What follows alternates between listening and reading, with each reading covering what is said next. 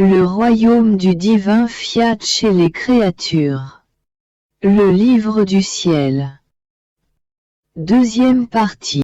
As-tu oublié que c'est ce que j'ai dit à mes apôtres eux-mêmes? Qu'il était nécessaire qu'ils se détachent de mon humanité qu'ils aimaient tant et ne pouvaient pas quitter. Cela est si vrai que tant que j'ai vécu sur terre, ils ne m'ont pas quitté. Pour parcourir le monde, prêcher l'évangile et faire connaître ma venue sur la terre. Mais après mon départ pour le ciel, investis de l'Esprit divin, ils reçurent cette force de quitter la région pour faire connaître les biens de la rédemption et même pour offrir leur vie par amour pour moi.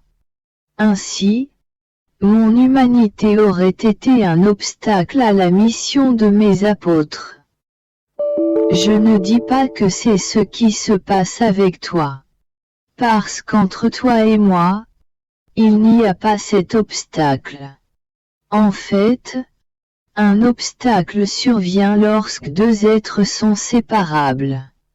Mais lorsqu'ils se sont tellement identifiés l'un à l'autre, que l'un vit dans l'autre, l'obstacle disparaît, parce que partout où l'un peut aller, l'autre se trouve également. Aussi, comme ils sont ensemble, l'une peut aller sans effort partout où elle veut puisque le bien-aimé est en elle et la suit partout. Je dis simplement que l'éclipse survient souvent à cause de la forte lumière de ma volonté qui, en te dominant toi et mon humanité en toi, elle nous éclipse et nous fait suivre ses actes. Cela ne veut pas dire que je ne t'aime plus comme avant et que je peux être sans toi, pas du tout. Au contraire, ma volonté te donne l'amour éternel et total de ton Jésus. En se plaçant autour de moi comme un mur avec sa lumière, elle ne permet pas, même pour un seul instant, que je puisse m'éloigner de toi. Sais-tu ce qui crée une distance entre Dieu et l'âme? La volonté humaine. Chacun de ces actes est un pas de distance entre le Créateur et la créature. Plus la volonté humaine opère, plus l'âme s'éloigne de celui qui l'a créée. Elle le perd de vue, elle déchoit de son origine. Elle brise tous les liens avec la céleste famille. Imagine qu'un rayon de soleil puisse se détacher du centre de sa sphère. En s'éloignant du soleil, il se sent disperser la lumière et s'écarter au point de perdre complètement de vue le soleil. Ce rayon disperse toute sa lumière et devient ténèbres. Converti en ténèbres. Ce rayon sent en lui un mouvement de vie. Mais il n'est plus capable de donner la lumière, car il n'en possède plus. Par conséquent, son mouvement, sa vie, ne peuvent que répandre une profonde obscurité. Telles sont les créatures. Des rayons de lumière sortis de la sphère du soleil de la divinité. En s'éloignant de la volonté, ils se vident de lumière. Parce qu'il appartient à ma volonté de préserver la lumière de ces rayons. Et ils se transforment alors en ténèbres. Oh! Si tous savaient ce que signifie ne pas faire ma volonté, oh! Comme ils prendraient soin de ne pas laisser le poison de la volonté humaine, destructeur de tout bien, entrer en eux. Après quoi je suivis mon Jésus dans sa passion, dans sa douloureuse prison. Il était attaché à une colonne d'une façon barbare. Il ne pouvait se tenir debout, ayant les jambes pendantes et incurvées. Ficelé à cette colonne, il oscillait de gauche à droite. J'entouraille ses genoux pour le maintenir en place. je replaçai ses cheveux ébouriffés qui couvraient son adorable visage tout couvert de vilains crachats. Oh! Comme j'aurais voulu le délier, le délivrer de cette position si douloureuse et humiliante. Alors, mon Jésus prisonnier, tout affligé, me dit: Ma fille, sais-tu pourquoi j'ai permis d'être mis en prison au cours de ma passion? Pour libérer l'homme de la prison de sa volonté humaine. Regarde comme cette prison est horrible. C'était un petit local étroit adapté à contenir les déchets et les excréments des créatures. La puanteur y était donc intolérable. L'obscurité épaisse, ils ne m'ont même pas laissé une petite lampe. Ma position était insoutenable. Couvert de crachats.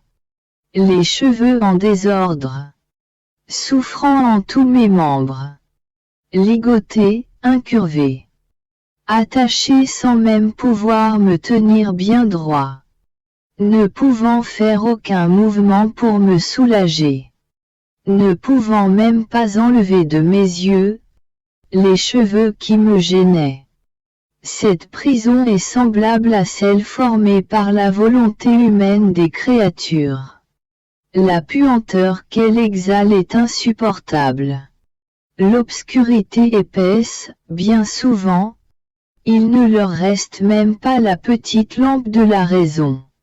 Elles y sont toujours inquiètes, agitées, dérangées, salies et bouleversées. En proie aux passions les plus viles. Oh! Il y a de quoi pleurer sur cette prison de la volonté humaine. À quel point je ressentis en cette prison le vrai mal qu'elle avait fait aux créatures. Ma douleur fut si grande que, versant des larmes amères, je priai mon Père céleste de libérer les créatures de cette prison, si douloureuse et ignominieuse. Toi aussi, prie avec moi afin que les créatures se libérant de leur volonté. Ce matin, mon doux Jésus ne s'est pas trop fait attendre. Il s'est même entretenu assez longtemps avec moi, ce qu'il n'avait pas fait depuis longtemps.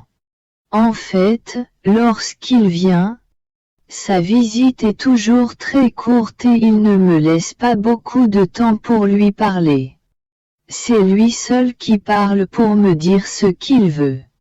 Ou il me parle sans arrêt de la lumière éternelle de son vouloir, si bien que Jésus lui-même demeure éclipsé dans cette lumière, et moi avec lui. Alors nous nous perdons de vue tous les deux. Parce que cette lumière est si forte et si éblouissante, que la petitesse et la faiblesse de ma vue ne peuvent la soutenir. Par conséquent, je perds tout et également Jésus. Aujourd'hui, lorsqu'il était avec moi, son agitation était telle que son cœur battait très fort.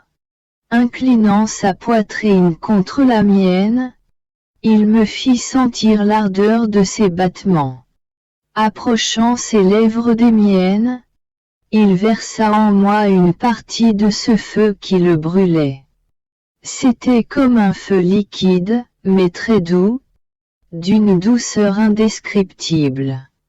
Cependant, parmi ces petits ruisseaux qui coulaient, comme de petites fontaines, de sa bouche dans la mienne, il y avait des filets d'amertume, que l'ingratitude humaine envoyait dans le cœur de mon doux Jésus. Il n'avait plus fait cela depuis longtemps, alors qu'avant il le faisait presque au quotidien. S'étant soulagé, ayant déversé en moi ce qu'il avait sur son très saint cœur, il me dit: Ma fille, nous devons faire un pacte. Que tu ne dois rien faire sans moi et que moi, je ne doive rien faire sans toi. Et moi, mon amour, c'est merveilleux. J'aime ce pacte, de ne rien faire sans toi. Et lorsque tu ne viens pas, comment je fais? Cela sous-entend que je dois rester sans rien faire. Et toi, tu mettras alors ta volonté dans la mienne. Ainsi je serai alors incapable de vouloir quelque chose que tu ne veux pas. Ainsi, tu gagneras toujours et tu feras tout ce que tu veux et sans moi. Et Jésus, toute bonté, reprit la parole. Ma fille, lorsque je ne viens pas, tu ne dois pas rester sans rien faire, non? Non, tu dois continuer à faire ce que nous avons fait ensemble. Ce que je t'ai demandé de faire. Cela ne veut pas dire faire des choses sans moi. Parce qu'elles se sont déjà passées entre toi et moi. Et continue comme nous les faisions ensemble. De plus, ne veux-tu pas que je gagne toujours? La victoire de ton Jésus est aussi ta victoire. Ainsi, en gagnant, tu perds. En perdant, tu gagnes. Cependant, sois certaine que je ne ferai rien sans toi. C'est pourquoi je t'ai placé dans ma volonté avec ma lumière, ma sainteté, mon amour, ma force afin que, si tu veux ma lumière, ma sainteté, mon amour, ma force, tu puisses en disposer et tu puisses prendre la lumière que tu veux. Tu puisses prendre la sainteté, l'amour, la force que tu veux posséder. Comme il est beau de voir que tu possèdes mes biens. Ceci me permet de ne rien faire sans toi. Je ne peux conclure ces pactes qu'avec une créature en qui ma volonté dominée règne. Après quoi je faisais mes actes habituels dans le suprême fiat. Je pensais que je voulais cacher mon petit amour, ma maigre adoration, et tout ce que je pourrais faire. Dans les premiers actes d'Adam, à l'époque où il possédait l'unité de la lumière de la divine volonté, et dans les actes de la maman reine, qui était tout parfait. Et mon Jésus adoré ajouta, ma fille, ce n'est que lorsqu'un acte enferme en lui-même tous les autres actes ensemble, qu'il peut être appelé parfait. Et seule ma volonté contient cet acte parfait, qui d'un seul acte produit tous les actes imaginables existants au ciel et sur la terre. Cet acte unique de ma volonté est symbolisé par une fontaine. Cette fontaine est unique. Mais d'elle sortent les mers, les rivières, le feu, la lumière, le ciel, les étoiles, les fleurs, les montagnes et la terre. Tout sort de cette unique fontaine. Or, Adam, dans son état d'innocence, est la reine souveraine. En possédant ma volonté. Lorsqu'ils aimaient, ils enfermaient dans cet amour, adoration, gloire, louange, bénédictions et prières. À leur plus petit acte, rien ne manquait. De cet acte coulait la multiplicité des qualités de l'acte unique de mon vouloir suprême. Embrassant tout, en un seul acte, ils donnaient à leur Créateur tout ce qui lui était dû. S'il aimait, ils adoraient. S'il adorait, ils aimaient.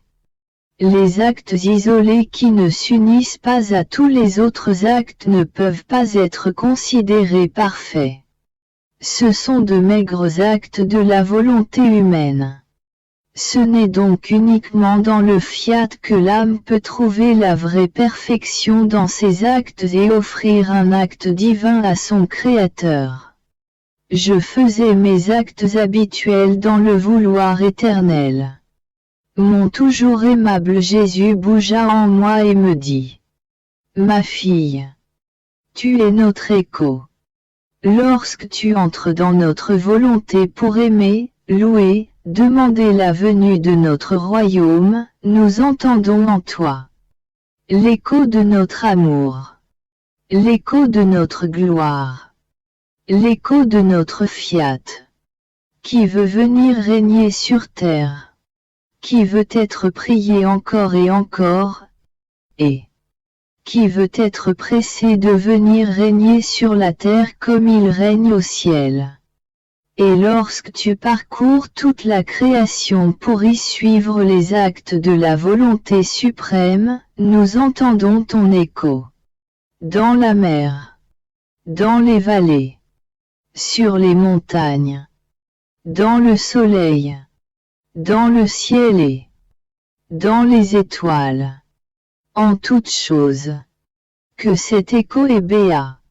Il est notre écho qui résonne en toutes nos choses. Dans cet écho, nous entendons celui de notre voix, le mouvement de nos œuvres, la trace de nos pas, les mouvements et les battements de notre cœur. Nous faisons nos délices de ta petitesse lorsque dans ton écho, tu imites notre voix. Tu copies les mouvements de nos œuvres. Tu imites le bruit de nos pas, et tu aimes avec nos propres battements de cœur. Puis, en soupirant, il ajouta: Ma fille, si le soleil avait la raison et s'il voyait une plante, un être qui voulait devenir soleil, il augmenterait sa lumière, sa chaleur et tous ses effets sur cet être pour le faire devenir soleil. Et même alors, il ne refuserait pas sa lumière et ses effets sur les autres êtres. Car c'est dans la nature de la lumière de se répandre partout où elle se trouve et de faire du bien à tous. L'être fortuné, recevant tous les reflets et tous les biens que le soleil contient, deviendrait un soleil. Quelle gloire, quelle satisfaction le soleil ne connaîtrait-il pas en étant capable de former un autre soleil. La terre entière, depuis bien des siècles, n'a jamais reçu autant de gloire, autant d'amour, en recevant ces nombreux effets, que cet être qui serait devenu soleil. En vivant dans notre fiat, l'âme ne fait qu'imiter son Créateur. Le soleil éternel concentre en elle tous ses reflets, la laissant devenir le petit soleil à l'image du soleil divin. Ne fut-elle pas notre finalité en disant: Faisons l'homme à notre image et à notre ressemblance. Créer l'homme sans notre ressemblance et sans porter en lui l'image de celui qui l'a créé, cela ne serait ni convenable ni digne d'une œuvre de nos mains. La puissance de ce souffle régénérateur sorti de notre sein n'aurait pas pu engendrer un être dissemblable à nous. Que dirait-on d'une mère qui générerait non pas un enfant avec des yeux, une bouche, des mains, des pieds, et qui lui ressemblerait en tout plus petit qu'elle, sans que lui manque un seul des organes de la mère, mais qui générerait une plante, un oiseau, une pierre, toutes choses qui lui sont dissemblables. Ce serait incroyable contre nature et indigne pour une mère qui n'aurait pas été capable d'infuser son image et tous ses membres dans son nouveau-né. Toutes les choses génèrent et forment des choses qui leur ressemblent. D'autant plus Dieu, étant le premier créateur, pour son honneur et sa gloire se devait former les créatures semblables à lui. Ma fille, que ton envol dans ma volonté soit continu afin qu'elle puisse concentrer ses rayons sur toi et en te lançant ses dards, fasse de toi son petit soleil. après quoi je me sentais fatigué et sans pouvoir me résoudre à écrire ce que mon Jésus adoré m'avait dit. Et Jésus, à ma surprise, pour me donner la volonté et la force de le faire, me dit: Ma fille, ne sais-tu pas que ces écrits viennent du tréfonds de mon cœur, et que je fais couler en eux sa tendresse pour attendrir ceux qui les liront, et la solidité de mes dires divins pour les raffermir dans les vérités de ma volonté. Dans toutes les paroles, les vérités, et tous les exemples que je te fais écrire, je fais couler la dignité de ma céleste sagesse. De telle sorte que ceux qui les lisent ou qui les liront, s'ils sont en grâce, vont ressentir en eux ma tendresse, la fermeté de ma parole et la lumière de ma sagesse, restant ainsi attirés comme par des aimants, dans la connaissance de ma volonté. Quant à ceux qui ne sont pas en grâce, ils ne pourront nier que c'est une lumière. La lumière fait toujours du bien, elle ne fait jamais de mal. Elle illumine, elle réchauffe. Elle fait découvrir les choses les moins visibles incitant à les aimer. Qui peut dire que le soleil ne lui fait pas de bien? Personne. Dans ses écrits, c'est plus qu'un soleil, que je sors de mon cœur pour qu'il puisse faire du bien à tous. C'est la raison que m'incite à te faire écrire. C'est à cause du grand bien que je veux faire à la famille humaine. Je les considère comme mes propres écrits. Car moi, je suis celui qui dicte. Et toi, tu es la petite secrétaire de la longue histoire de ma volonté. Je suivais ensuite dans la divine volonté tout ce que mon doux Jésus a fait lorsqu'il était sur terre dans son humanité. Je demandais en chacun de ses actes que son fiat soit connu et qu'il vienne régner en triomphe parmi les créatures. Mon très grand bien, Jésus, bougeant en moi, me dit: Ma fille, tout comme la création est un voile qui cache ma volonté, de la même manière, mon humanité et toutes mes œuvres, mes larmes et mes souffrances sont autant de voiles qui cachent mon fiat suprême. Il régnait dans mes actes, triomphant et dominateur, et il posa les fondations dans le but de venir régner dans les actes humains des créatures. Mais sais-tu qui déchire ses voiles pour le laisser venir dominer dans son cœur? Celle qui le reconnaît en chacun de mes actes et l'invite à sortir. Elle déchire le voile de mes œuvres. Elle entre en elle. Elle reconnaît la noble reine et elle la prie. Elle la presse de ne plus rester cachée. Lui ouvrant son cœur, elle l'invite à entrer. Elle déchire le voile de mes larmes, de mon sang, de mes souffrances. Elle déchire le voile des sacraments, le voile de mon humanité. En s'y soumettant, elle l'implore de ne plus rester voilée, mais de se faire reconnaître comme reine ce qu'elle est afin d'établir son empire et de former les enfants de son royaume.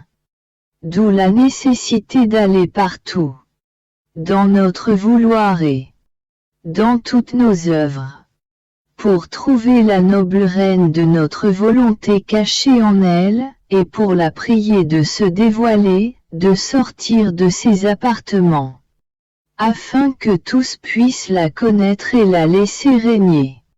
Mon pauvre esprit baigné dans la mer infinie du vouloir éternel. Mon adorable Jésus me montra, tel le plus grand prodige, comment sa très sainte volonté, bien qu'immense, pouvait être contenu dans la petitesse de la créature, en restant immense, afin de la dominer et de former sa vie en elle. La créature qui restait immergée dans l'acte continu de cette volonté divine était le miracle des miracles et le prodige jusqu'alors inconnu. Et mon aimable Jésus, toute bonté, me dit, très chère fille de ma volonté, tu dois savoir que seul mon vouloir éternel possède un acte continu qui jamais ne cesse. Cet acte est plein de vie et donne par conséquent la vie à tout ce qui est. Il préserve tout et maintient l'équilibre en lui-même et en toutes choses. Lui seul peut se vanter de posséder cet acte continu, qui donne la vie en permanence et qui aime indéfiniment sans jamais cesser un seul instant. Si ma propre humanité le possède, c'est dû au fait que coulait en elle l'acte continu du fiat suprême. Combien de temps la vie de mon humanité a-t-elle duré sur la terre? Elle fut extrêmement courte. Dès qu'elle eut accompli ce qui était nécessaire pour la rédemption, je suis parti vers la patrie céleste et mes actes sont restés. Mais s'ils restaient, c'est parce qu'il était animé par l'acte continu de ma volonté. Par contre, ma volonté ne s'en va jamais. Elle est toujours à sa place, préexistante, sans jamais interrompre son acte de vie sur tout ce qui est sorti d'elle. Oh! Si ma volonté quittait la terre et toutes les choses créées, elle perdrait toute la vie et elle retournerait au néant. Car ma volonté a créé toutes choses à partir de rien. Si elle se retirait, elles perdraient toute leur existence. Veux-tu savoir qui est celle qui se laissa dominer par cet acte continu de ma suprême volonté? Qui, sans jamais donner vie à sa volonté propre, a reçu cet acte continu de vie de la divine volonté, de manière à former en elle une vie pleinement divine et à la ressemblance de son Créateur. Ce fut la céleste et souveraine Reine. Dès le premier instant de son immaculée conception, elle reçut cet acte de vie de la divine volonté, pour le recevoir ensuite continuellement durant toute sa vie.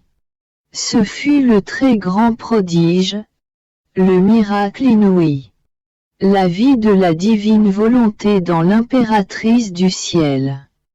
En fait, un seul acte de vie de ce fiat peut créer des cieux, des soleils, des mers, des étoiles et tout ce qu'il veut. Ainsi, tous les actes humains placés devant un seul acte de ma volonté sont comme autant de gouttes d'eau qui se dissolvant dans l'océan, comme autant de petites flammes devant le soleil, comme autant d'atomes dans le grand espace de l'univers. Imagine alors toi-même à quelle hauteur doit être la Reine Immaculée, avec cette vie d'acte continu de divine volonté en elle. Une vie divine. Une volonté immense et éternelle qui possède tous les biens possibles et imaginables. Par conséquent, dans toutes les fêtes où l'Église honore ma maman, le ciel tout entier célèbre, glorifie, loue et remercie la suprême volonté. Parce qu'il voit sa vie en elle, la cause première par laquelle elle a obtenu le Rédempteur tant attendu. Parce que ce fiat avait la vie qui régnait et dominait en elle, le ciel se trouve en possession de la Jérusalem céleste. C'est précisément la divine volonté formant sa vie dans cette créature d'excellence, qui a ouvert le ciel qui avait été fermé par la volonté humaine.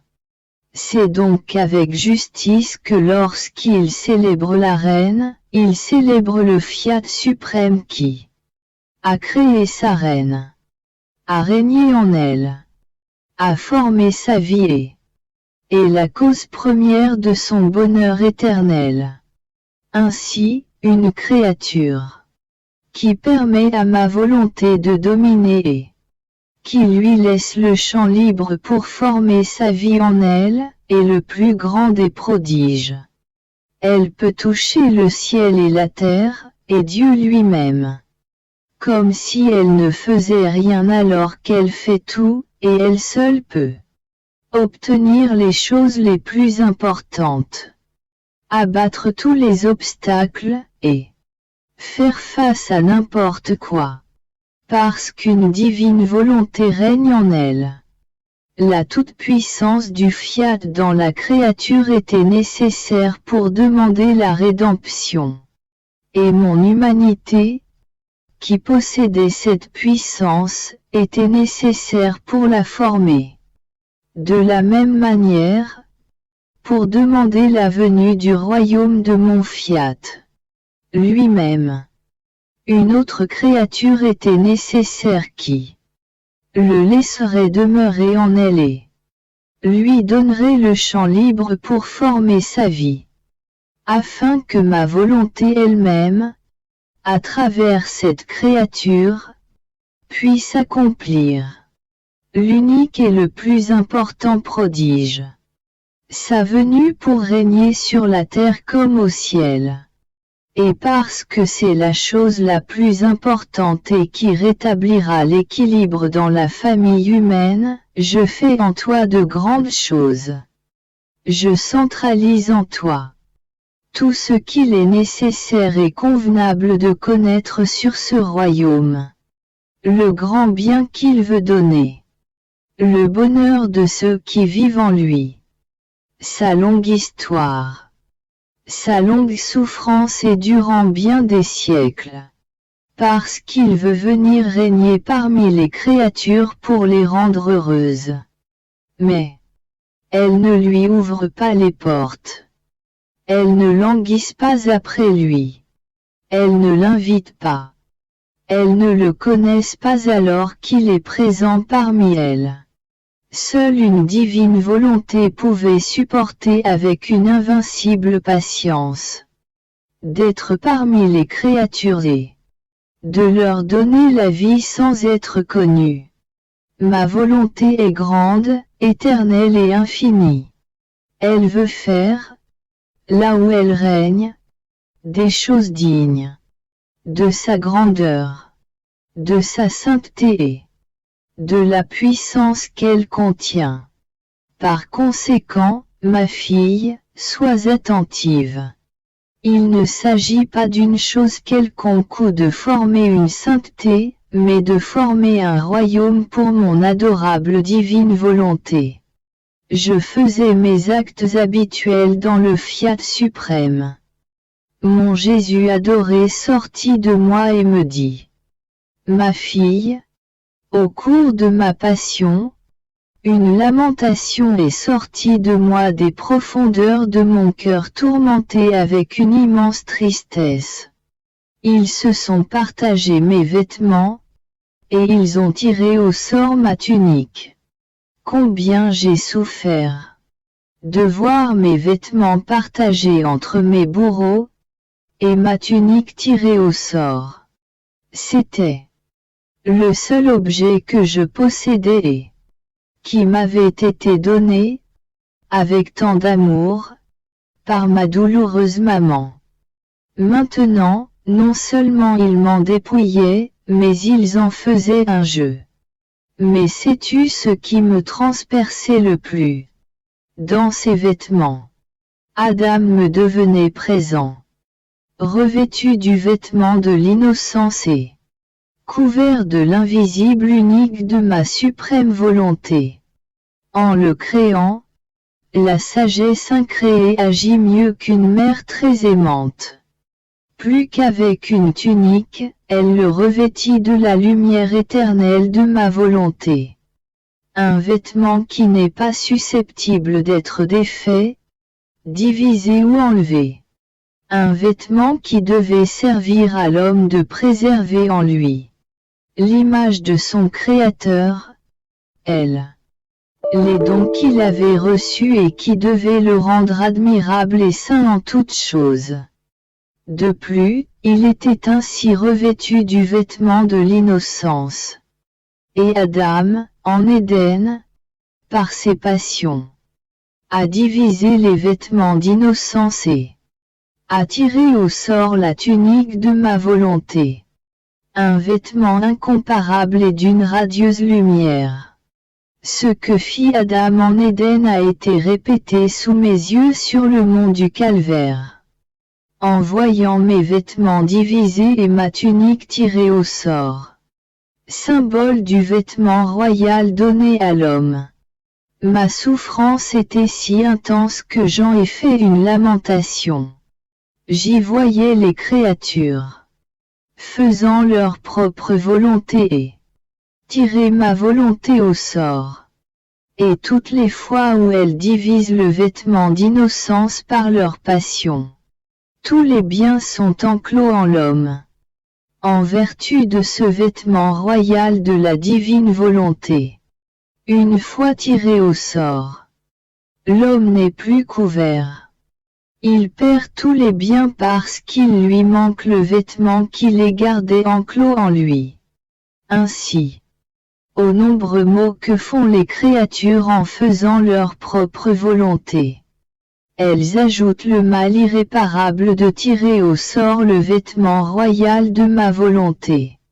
Un vêtement qui ne peut pas être remplacé par un autre vêtement. Ensuite, monde où Jésus se montra lui-même en train de placer ma petite âme dans un soleil, et de me maintenir de ses saintes mains dans cette lumière qui, me couvrant complètement en dehors comme en dedans, m'empêchait de voir autre chose que de la lumière. Et mon bien adoré ajouta, ma fille, en créant l'homme, la divinité l'a placé dans le soleil de la divine volonté, et toutes les créatures avec lui. Ce soleil servait de vêtement, non seulement à son âme, mais ses rayons couvraient également son corps de sorte que, plus qu'un vêtement, il le rendait si beau et si magnifiquement vêtu, que jamais ni roi ni empereur ne furent revêtus d'une aussi resplendissante lumière. Ceux qui disent qu'avant de pécher Adam était nu, se trompent. C'est faux, faux. Si toutes les choses que nous avons créées sont toutes ornées et vêtues, qui était notre joyau et pour qui toutes choses furent créées, ne devait-il pas avoir le plus beau vêtement et le plus bel ornement de toutes? Il convenait donc qu'il reçut le magnifique vêtement de la lumière du soleil de notre volonté. Comme il possédait ce vêtement de lumière, il n'avait pas besoin de vêtements matériels pour se couvrir. Se retirant du divin fiat, la lumière se retira elle aussi de son âme et de son corps. Il perdit son magnifique vêtement. Ne se voyant plus entouré de lumière, il se sentit nu.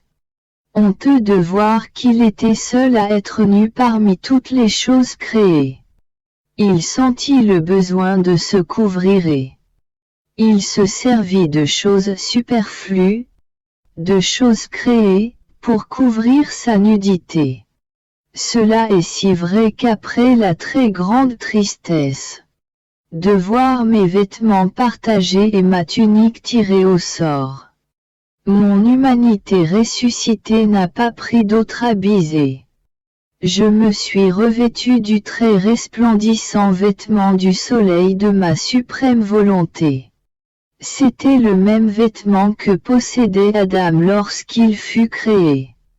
Parce que pour ouvrir le ciel, Mon humanité devait porter le vêtement de la lumière du soleil de ma suprême volonté, un vêtement royal. Comme il mettait entre mes mains l'empire et l'insigne de roi, j'ai ouvert le ciel à tous les rachetés. Me présentant devant le Père céleste, je lui offrais les vêtements de sa volonté, entiers et magnifiques, avec lesquels mon humanité était couverte, afin de lui faire reconnaître tous les rachetés comme nos enfants. Ainsi, en même temps qu'elle est vie, ma volonté est le vêtement véritable de la création de la créaturée, possède par conséquent tous les droits sur elle. Mais que ne font-elles pas pour échapper à cette lumière? Alors toi, reste dans ce soleil de mon éternel fiat et je t'aiderai à te maintenir dans cette lumière. En entendant cela, je lui dis: Mon Jésus est mon tout, comment est-ce possible? Adam dans l'état d'innocence n'avait pas besoin de vêtements parce que la lumière de ta volonté était plus qu'un vêtement. La reine souveraine, cependant, possédait ta volonté tout entière et tu étais toi-même ta propre volonté. Cependant, ni toi ni la céleste maman ne portaient des vêtements de lumière. Vous aviez tous deux des vêtements de matière pour vous couvrir. Pourquoi cela? Jésus poursuivit en disant: Ma fille, ma maman et moi avons établi des liens fraternels avec les créatures. Nous sommes venus relever une humanité déchue. Et nous avons par conséquent adopté les misères et les humiliations où elle était tombée, afin d'expier pour les créatures au prix de notre vie.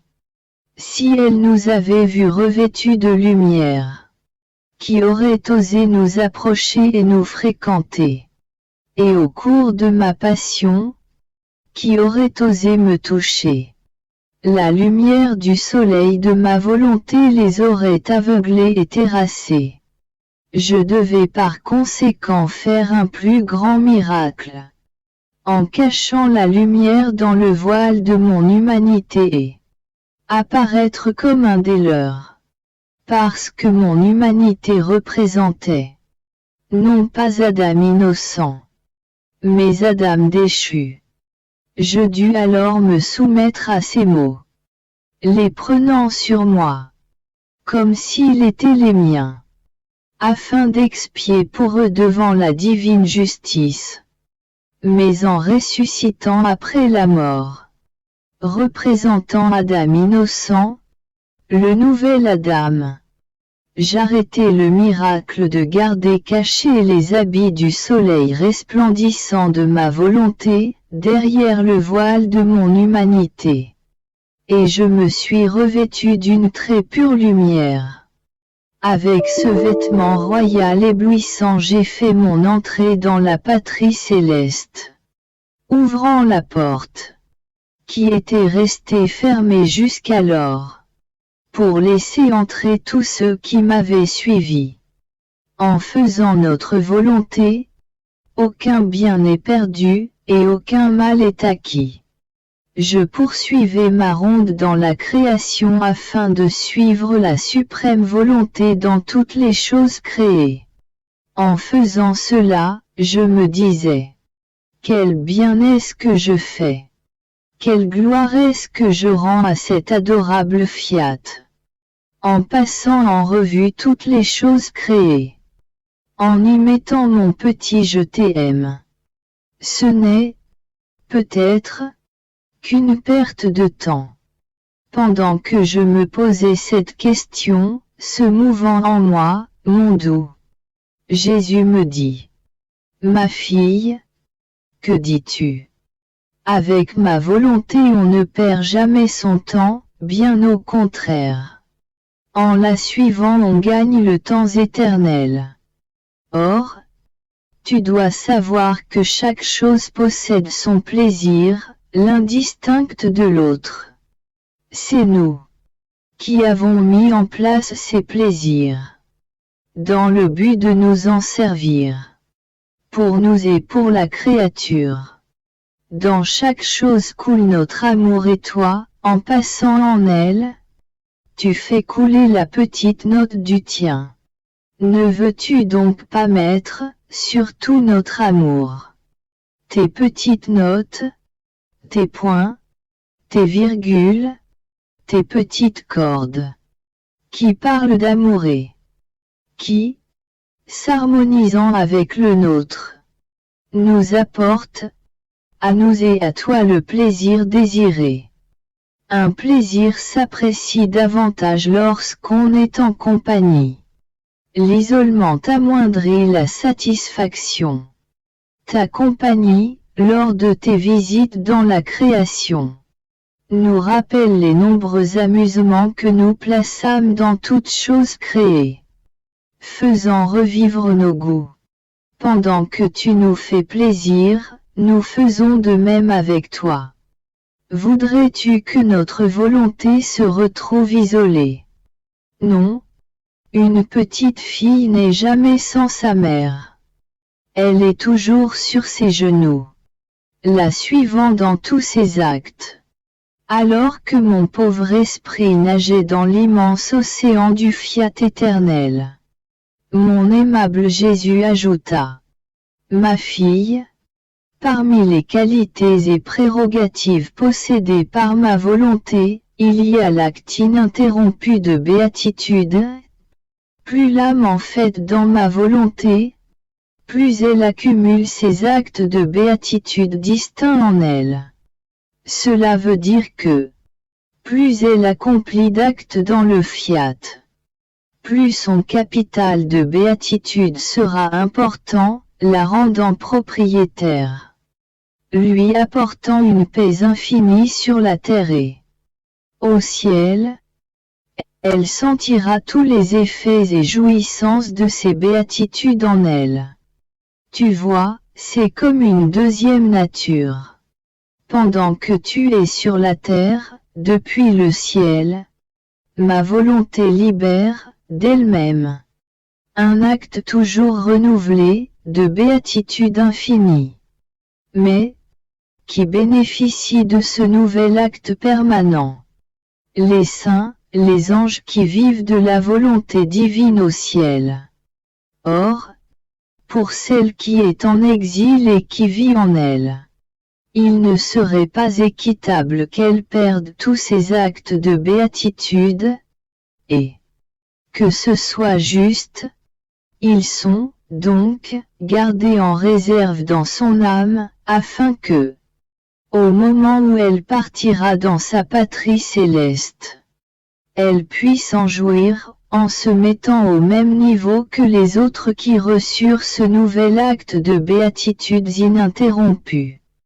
Tu vois ce que signifie un acte de plus ou de moins dans ma volonté. Avoir autant d'actes de béatitude en plus, pour autant de fois qu'elle fit ma volonté, et en perdre pour autant de fois qu'elle fit la sienne. Pour toutes les fois où elle fit ma volonté, elle n'accumula pas uniquement des actes de béatitude, mais aussi de sainteté, de science divine, des actes distincts de beauté et d'amour. En plus, si elle fut tout le temps dans mon fiat éternel, elle aura la sainteté tel son Créateur. Oh! Comme ce sera merveilleux pour cette créature, lorsqu'au ciel nous entendrons, en elle, l'écho de nos béatitudes, de notre sainteté, de notre amour, enfin, notre écho sur la terre et dans la céleste patrie. Je poursuivais mon état d'abandon dans la suprême volonté. Entre-temps mon esprit se déplaçait en toute la création. Je suivais la volonté divine dans tout ce qui fut créé, afin que ma volonté ne fasse plus qu'une avec la sienne, et ne forme qu'un seul acte avec le sien. S'attardant avec moi, mon toujours aimable Jésus me dit: Ma fille. En mettant au monde la création, la divinité bilocalisa sa volonté. Une resta à l'intérieur. Pour notre régime, notre joie, notre bonheur, notre satisfaction et pour les béatitudes innombrables et infinies que nous possédons, car notre volonté tient la première place dans tous nos actes. L'autre volonté bilocalisée est sortie de nous dans la création, pour nous donner, extérieurement, la gloire et les honneurs divins, des joies et des bonheurs innombrables. En fait, notre volonté possède les joies, les bonheurs et les béatitudes comme ses qualités propres. Cela est sa nature. Si elle ne libérait pas d'elle-même les innombrables béatitudes et bonheurs qu'elle possède, ce serait pour elle une chose contre nature. La majesté suprême plaça notre volonté bilocalisée dans toute la création afin qu'elle puisse constituer la vie et l'acte de chaque chose créée. Ainsi elle tira d'elle-même des richesses innombrables, des béatitudes et des joies sans limite, que seule la puissance de mon fiat éternel pouvait préserver et maintenir afin qu'elles ne perdent jamais leur intégrité et leur beauté. Ces propriétés, sorties de nous, nous glorifiaient, nous donnant la gloire d'actes continus et divins pour chaque chose créée et venue à la lumière du jour. Elles étaient établies comme propriétés des créatures qui, unifiant leur volonté à la nôtre, devaient avoir leur acte en chaque acte de notre volonté. Tout comme nous devions avoir l'acte divin de notre volonté en chaque chose créée. Nous devions avoir aussi l'acte de la créature, transfusé, comme s'il n'était qu'un seul acte. La créature connaîtrait alors ses richesses. Les connaissant, elle les aimerait et acquérait le droit de les posséder. Combien d'actes divins ma suprême volonté ne fait-elle pas en chaque chose créée sans que la créature ait même la moindre connaissance de ces actes? Et si elle ne les connaît pas, comment peut-elle les aimer et les posséder, s'ils lui sont inconnus? Ainsi toutes les richesses, tous les bonheurs que les actes divins présentent dans la création tout entière sont inactifs et sans vie pour les créatures. Si elles reçoivent quoi que ce soit, ce n'est pas comme propriété, mais comme un effet de la suprême volonté qui toujours donne de ce qui est à elle. Elle donne également, en aumône, à celles qui n'ont aucun droit de possession. D'autres les prennent par usurpation. En fait, pour posséder ces biens que le Père Céleste a mis dans la création, la créature doit faire son chemin. Elle doit s'élever à une union avec la divine volonté afin de travailler avec elle, d'accomplir les mêmes actes, les connaître afin de les faire et de pouvoir dire: ce qu'elle fait, je le fais moi aussi. Elle acquiert ainsi le droit de possession de tous les actes dans la suprême volonté. Lorsque deux volontés ne forment plus qu'une, le mien et le tien n'existent plus. Au contraire, de droit, ce qui est mien est tien, et ce qui est tien est mien. Voilà pourquoi ma volonté suprême t'appelle, t'attend. En chaque chose créée, elle veut te faire connaître les richesses qui sont en elle, te faire répéter ses actes divins avec elle, et te donner le droit de possession. Tu deviens toi-même sa propriété. tu restes dissoute dans ses immenses richesses et dans ses actes. Oh! Combien le divin Fiat aime te rendre propriétaire de ses immenses richesses. Son désir de constituer une héritière est si grand qu'il est doublement heureux. Lorsqu'il voit une créature qui connaît ses possessions et fait sien ses actes divins. Au moment qu'il vit que l'homme, en se soustrayant à sa volonté, s'égarer sur la route qui devait l'amener à posséder ses domaines, le divin Fiat ne s'arrêta pas. Il y avait tel excès d'amour et la longue souffrance, en voyant ces richesses inactives pour le bien des créatures. Alors le Verbe éternel se fut revêtu de chair humaine. Il se constitue à vie de chacun de ses actes afin de former pour les créatures davantage de bien, des aides puissantes et des remèdes efficaces plus à la portée d'une humanité déchue, afin de réaliser le dessein de les rendre propriétaires de la création. Rien ne sort de nous sans le dessein de ramener la créature dans notre volonté. Sinon, nous serions nous-mêmes étrangers à nos propres œuvres. Ainsi, ma fille, la création et la rédemption ont comme objectif primordial que tout soit notre volonté, au ciel comme sur la terre.